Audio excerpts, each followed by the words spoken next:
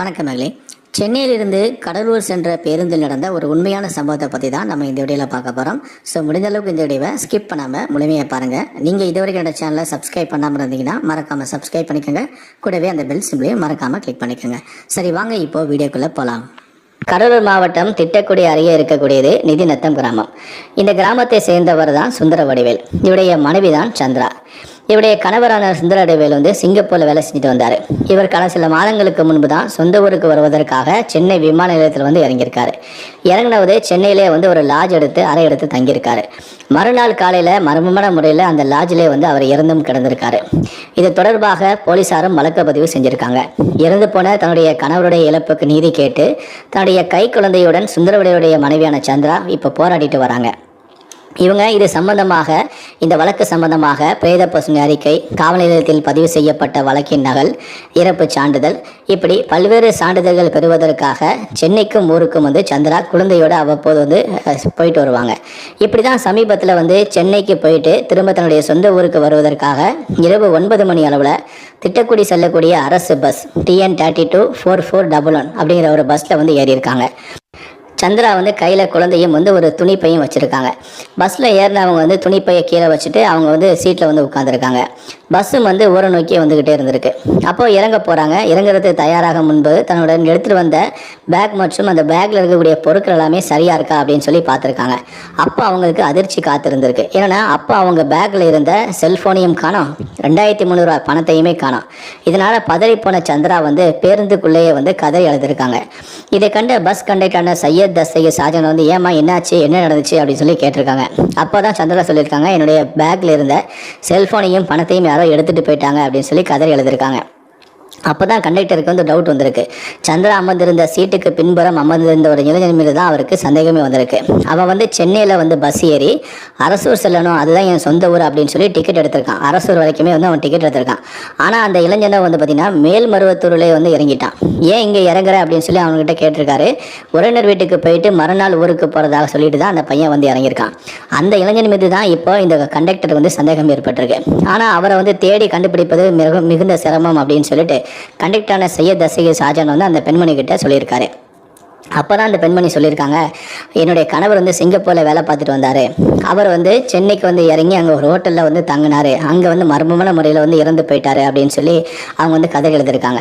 மேலும் அவங்க என்ன சொல்லியிருக்காங்கன்னா, செல்ஃபோன் என்னுடைய கணவர் உயிரோடு இருக்கும்போது அவரோட நான் பேசிய வார்த்தைகள், வாட்ஸ்அப் ஆடியோ கால், அப்புறம் வீடியோ கால், அதுக்கப்புறம் அவருடைய புகைப்படங்கள், இது எல்லாமே இருக்குது. நானும் அவரும் சேர்ந்து எடுத்துக்கிட்ட புகைப்படங்கள், என்னுடைய குழந்தையோட அவர் விளையாடக்கூடிய புகைப்படங்கள், இது எல்லாமே அந்த செல்ஃபோனில் தான் இருக்குது. அவருடைய ஞாபகார்த்தமாக நான் அதை பத்திரமா நான் பாதுகாத்து வந்தேன். அப்படிப்பட்ட செல்போனை நான் இன்னைக்கு பறி கொடுத்துட்டேனே அப்படின்னு சொல்லி நெஞ்சில் அடிச்சு அழுத்திருக்காங்க. வேதனையை வெளிப்படுத்திருக்காங்க. என்னுடைய பேக்ல இருந்த 2300 ரூபா பணம் போனாலும் பரவாயில்லையே, எனக்கு அந்த செல்போன் கிடைச்சாலே போதுமே அப்படின்னு சொல்லி கண்ணீர் விட்டு கதறி அழுத்திருக்காங்க. அப்போ கண்டக்டரான தஸ்தகி ஷாஜகான் சொல்லியிருக்காரு, அம்மா அந்த பெண் நீங்கள் தானாம்மா, உங்களுடைய கணவர் இறந்த பிறகு நீங்கள் பேசி வெளியிட்ட அந்த வீடியோலாம் நான் பார்த்துருக்கேம்மா. உங்கள் கணவர் இறப்பு சம்பந்தமாக உங்கள் பேட்டிகளையும் படங்களையும் நான் பத்திரிகைகளையும் மீடியாக்களையும் நான் படிச்சிருக்கேம்மா அப்படின்னு சொல்லி அவரும் வருத்தப்பட்டிருக்காரு. அந்த பெண்ணம்மா நீங்கள் அப்படின்னு சொல்லி பரிதாபத்தோடு அந்த பெண்ணையும் பார்த்துருக்காரு.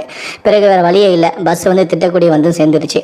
பஸ்ஸில் இருந்து இறங்கிய சந்திரா பஸ் ஸ்டாண்டில் இருந்த பக்கத்தில் இருந்து ஒரு ஆட்டோ ஸ்டாண்டுக்கு போயிட்டு ஒரு ஆட்டோவை பிடிச்சி அவங்களுடைய சொந்த ஊரான நத்தமுக்கு போயிட்டாங்க. போனவங்க சும்மா இல்லை, வீட்டுக்கு போனாலும் அழுதுகிட்டே இருந்திருக்காங்க. அதுக்கப்புறம் பக்கத்து வீட்டில் இருந்தவங்கள்ட்ட இருந்து மொபைல் ஃபோனை வாங்கி அவங்க திருட்டு போன அவங்களுடைய ஃபோனுக்கு ட்ரை பண்ணி பார்த்துருக்காங்க. சில நேரங்களில் அந்த செல்ஃபோன் அடிச்சிருக்கு, யாருமே எடுக்கலை. சில நேரங்களில் சுவிட்ச் ஆஃப் வந்திருக்கு. அப்படியே அழுது அவங்க வரலையே அப்படியே தூங்கிட்டாங்க. மறுநாள் காலையில் 8 மணிக்கு இருந்துச்சு. மீண்டும் அந்த எண்ணுக்கு தொடர்பு கொண்டிருக்காங்க. இப்போவாச்சும் யாராவது எடுக்க மாட்டாங்களா அப்படின்னு சொல்லி ஃபோன் பண்ணியிருக்காங்க. அப்போ அந்த ஃபோனை ஒருத்தர் எடுத்துகிட்டு பேச ஆரம்பிக்கிறாங்க. பேசினவருக்கு ஒரு ஆண் குரலோட சத்தம் தான் சந்திராவுக்கு கேட்குது. ஆண் குரல் கேட்டதுமே சந்திரா அழுதபடியே பேச ஆரம்பிச்சிட்டாங்க. அண்ணா, நீங்கள் யாரும் தெரியாதனா, தயவு செஞ்சு என்னுடைய செல்ஃபோனாவது என்னிடம் மட்டும் கொடுத்துருக்கானா அப்படின்னு சொல்லி கெஞ்சி அழ ஆரம்பிச்சிருக்காங்க. அப்போ அந்த பக்கம் இருந்து ஆண் குரல் பேசியிருக்கு, அம்மா கவலைப்பட வேண்டாமா, நான் தாம்மா பஸ் கண்டக்டர் ஷாஜகான் சையத் தஸ்தகி ஷாஜகான் பேசுகிறேம்மா. உங்களுடைய செல்ஃபோனை நான் கொண்டு வந்துக்கிட்டு இருக்கேன். நீங்கள் கருவேப்பிலை குறித்து உங்களுடைய செல்ஃபோனை வாங்கிக்கோங்க அப்படின்னு சொல்லி ஃபோனை வச்சுருக்காரு. இந்த அம்மாவுக்கு ஒரே ஷாக். என்னடா நேற்று இந்த கண்டக்டர் கிட்ட தானே நம்ம செல்ஃபோனையும் பணத்தையும் காணும்னு சொல்லி கதறி அழுதுனோம். அப்போ இந்த அண்ணன் நம்மக்கிட்ட செல்ஃபோன் இருக்கிறத பற்றி எதுவுமே சொல்லலை. இன்றைக்கி திடீர்னு செல்ஃபோன் அவர் எடுத்து பேசுகிறாரு அப்படின்னு சொல்லி அந்த பெண்மணிக்கு அதிர்ச்சி. சரி, எப்படி அந்த செல்ஃபோன் அவர்கிட்ட வந்துச்சுன்னு தெரியலையே, சரி நம்ம நேரில் போய் முதல்ல செல்ஃபோனை வாங்கிடும் அப்படின்னு சொல்லிட்டு கருவேப்பிலை குறிச்சிக்கு அந்த பெண்மணி வந்திருக்காங்க. அப்போ வந்த பிறகு கருவம் கிளர்ச்சி வந்த பிறகு சந்திரா கிட்ட அந்த செல்ஃபோனையும் திருட்டு போன 2300 பணத்திலிருந்து 1300 பணத்தை அந்த கண்டக்டரான சையத் தஸ்தகி ஷாஜான் திருப்பி கொடுத்துருக்காரு. அப்போ அண்ணா இது எப்படின்னா உங்ககிட்ட கிடைச்சிது அப்படின்னு சொல்லி அந்த தஸ்தகர் கிட்ட சந்திரா கேட்டிருக்காங்க. அப்போ அவர் ஃபோன் எப்படி கிடைச்சிது அப்படிங்கிற விஷயத்த அந்த பெண்மணி கிட்ட சொல்கிறாரு. அதாவதுமா நீ உன்னுடைய பணத்தையும் செல்ஃபோனையும் பறி கொடுத்துட்டு பஸ்ஸில் கதறி அழுத பார்த்தியா, அது மட்டும் இல்லை உன்னுடைய கணவரை இழந்து தவிக்கக்கூடிய அந்த நிலையை சொன்ன பார்த்தியா, அது என்னுடைய மனசை ரொம்ப வருத்தப்பட வச்சுது. நான் உடனே என்னுடைய வேலையை முடிச்சுட்டு பஸ்ஸை கொண்டு போய் திட்டக்குடி டிப்போவில் விட்டுட்டு அப்படியே நான் தொழுதூர் போய் அங்கேருந்து ஒரு வாடகை காரை பிடிச்சிக்கிட்டேன். அப்புறம் பஸ்ஸில் இருந்து மேல்மருவத்தூர் இறங்கிய அந்த இளைஞனிடம் அரசூர் வரை தான் டிக்கெட் எடுத்தான். ஸோ அதனால் அதை நான் எனக்கு ஞாபகம் வந்துச்சு, சரி அந்த எப்படியா நம்ம அரசூர் போன அந்த பையனை பிடிச்சிடலாம் அப்படின்னு சொல்லி எனக்கு ஒரு நம்பிக்கை வந்துச்சு. அதனால் நான் வாடகை கார் எடுத்துகிட்டு நேராக அரசூர் போனேன். அரசூர் போயிட்டு அங்கே இருந்த ஒரு ஆட்டோ டிரைவர்கிட்ட அந்த இளைஞன் குறித்த அடையாளத்தை சொன்னேன். முதல்ல அவர் தயங்கினார். அதுக்கப்புறம் விஷயத்த சொன்னேன். அப்படியா அப்படின்னு சொல்லிட்டு அவரும் அந்த இளைஞன் என்னுடைய ஆட்டோவில் தான் வந்தான், நம்ம என் ஊரை சேர்ந்தவன் தான், வாங்க அப்படின்னு சொல்லிட்டு ஆளை பக்கத்துக்கு என்ன கூட்டிகிட்டு போனார். அங்கே கூட்டிகிட்டு போனோடனே நேராக அவனுடைய வீட்டுக்கே கூட்டிகிட்டு போயிட்டார். அங்கே வீட்டுக்கு போனோடனே நான் கிட்டத்தட்ட 80 கிலோமீட்டர் பயணம் செஞ்சு அவருடைய வீட்டுக்கு போயிட்டேன். வீட்டுக்கு போனோடனே வீட்டிலேருந்து அந்த வாலிபனை அழைச்சேன். அவன் வெளியே வந்த உடனே செல்ஃபோனையும் பணத்தையும் கொண்டு வா அப்படின்னு சொல்லி கேட்டேன். முதல்ல நான் எடுக்கவே இல்லை, எனக்கு அதை பற்றி தெரியவே தெரியாது அப்படின்னு சொல்லி மறுத்தான். சார் அப்படியா, சரி நான் கேட்டால் சொல்ல மாட்டேன், போலீஸ் கேட்டால் நீ சொல்லுவல்ல அப்படின்னு சொல்லிட்டு நான் போலீஸில் போய் போராட கொடுக்க போகிறேன் அப்படின்னு சொல்லி மிரட்டினேன். உடனே போலீஸுக்கெலாம் போகாதீங்க, நான் தான் செல்ஃபோனையும் பணத்தையும் எடுத்தேன் அப்படின்னு சொல்லிட்டு வீட்டுக்குள்ளே போயிட்டு வரும்போது செல்ஃபோனையும் பணத்தையும் எடுத்துகிட்டு வந்தான்.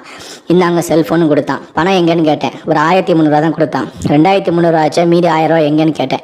மீதி 1000 பணத்தை நான் செலவழிச்சிட்டேன் அப்படின்னு சொன்னான். யாருக்கிட்டையும் சொல்லாதீங்க, போலீஸ்லாம் கம்ப்ளைண்ட் கொடுக்காதீங்க அப்படின்னு சொல்லி கதை எழுதான். சரி போ அப்படின்னு சொல்லிட்டு நான் உடனே கிளம்பி வந்துட்டோமா அப்படின்னு சொல்லி சந்திரா கிட்ட கண்டக்டரான சையத் ஆயர் நடந்த விஷயத்தை சொல்லியிருக்காரு. இதை கேட்ட சந்திரா அண்ணா அப்படின்னு சொல்லி காலில் விழுந்து கதறி எழுதியிருக்காங்க. நடந்த இந்த சம்பவம் குறித்து கண்டக்டரான சையத் தஸ்தகி ஷாஜானிடம் பேசும்போது அவர் என்ன சொன்னார்னா, நமது பேருந்தில் வரக்கூடிய நபர்களுக்கு நாம் தானே சார் அக்கறை எடுத்துக்கொள்ள வேண்டும். அப்போது தானே அவங்களுக்கு நாம் ஒரு பாதுகாப்பான ஓட்டுநர் உள்ள பேருந்தில் பயணிக்கிறோம் அப்படின்னு ஒரு நிம்மதி கிடைக்கும். இது எல்லாத்தையும் விட அந்த பெண்ணுடைய உடைமைகளை நான் கண்டுபிடிச்சு கொடுத்தது எனக்கு மன நிம்மதியையும் மன நிறைவையும் கொடுக்குது சார், அது போதும் அப்படின்னு சொல்லிட்டு சகஜமாக அங்கேருந்து நகர்ந்து போயிட்டார். இது குறித்து அந்த பாதிக்கப்பட்ட அந்த செல்போனை தொலைத்த அந்த சந்திராவிடம் பேசும்போது என்ன சொன்னாங்கன்னா, முன்பின் தெரியாத அந்த கண்டக்டரான சையத் தஸ்தகி ஷாஜானுடைய சகோதர மனப்பான்மை எண்ணி நான் கண்ணீர் விட்டு அழுதேன் சார். என்னுடைய உற்சார் உணர்வு கூட என்னுடைய கணவர் இறப்புக்கு பிறகு உதவி செய்வதற்கு பதில் உபத்திரம் தான் செஞ்சு வராங்க. ஆனால் நல்ல குணம் படைத்தவர்கள் மற்றும் சில பத்திரிகை ஊடகத்தினர் தான் எனக்கு பெரும் உறுதுணையாக இருந்து உதவி செஞ்சுட்டு வராங்க. அதுபோல என்னுடைய நிலைமை கண்டு மனம் வருந்தி அந்த சகோதரர் கண்டக்டரான சையத் தஸ்தகீர் அவருடைய சொந்த செலவிலேயே வாடகை கார் எடுத்து சென்று எனது பணத்தையும் செல்போனையும் மீட்டு கொண்டு வந்திருக்காரு.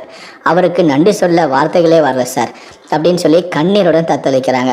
அவருடைய நல்ல மனதுக்கு எந்த குறையும் இன்றி நீண்ட ஆயுளோடு நிறைந்த செல்வத்துடனும் வாழ வேண்டும் என கண்ணீர் மல்க இறைவனை வேண்டிக் கொள்கிறேன் அப்படின்னு சொல்லிட்டு கணவனை இழந்த பெண்ணான சந்திரா கடவுள்கிட்ட வேண்டிக்கிறதா சொல்லியிருக்காரு. இந்த வீடியோ பார்க்குற நீங்கள் என்ன நினைக்கிறீங்க? கண்டக்டரான தஸ்தகீருடைய செயலை நீங்களும் பாராட்டணும் அப்படின்னு நினச்சிங்கன்னா இந்த வீடியோக்கு லைக் கொடுத்துட்டு உங்களுடைய பாராட்டுகளை கீழே இருக்கக்கூடிய கமெண்ட் செக்ஷனில் மறக்காமல் சொல்லுங்கள். முடிந்த அளவுக்கு இந்த வீடியோவை மற்றவங்களுக்கும் ஷேர் பண்ணுங்கள். மேலும் இது போன்ற பல வீடியோக்களை பார்க்கணும் அப்படின்னு நினச்சிங்கன்னா மறக்காமல் சேனலை சப்ஸ்கிரைப் பண்ணுங்கள். நன்றி, வணக்கம்.